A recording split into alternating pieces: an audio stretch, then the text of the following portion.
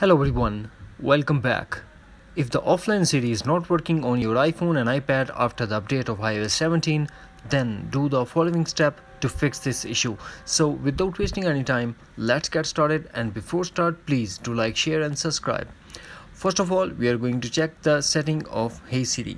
For that, launch settings. Here we have to tap on Siri and search, and make sure that listen for Hey Siri is enabled. If it's already enabled, then disable the listen for Hey Siri and force close all the app that are running in the background and force restart your iPhone according to your iPhone model. After the force restart, we have to launch settings again. Here we have to tap on Siri and search and enable listen for Hey Siri and tap that. Hopefully you will get rid of this issue. If not, then move to some other solutions.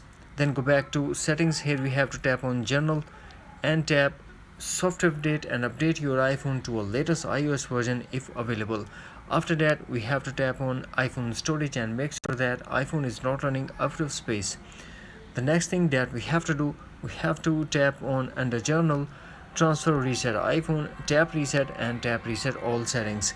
This process will delete all your customized setting to default setting, but no data or media will be deleted. Here we have to put iPhone passcode and tap again reset all settings to confirm.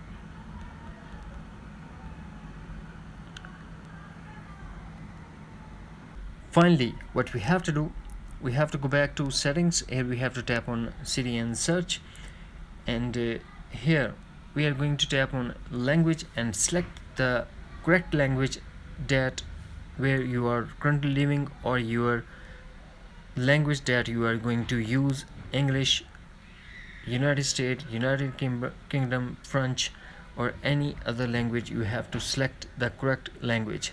That's it. Hopefully friends, you found this video helpful, so please do like, share and subscribe. Thanks for watching. Take care. Bye bye.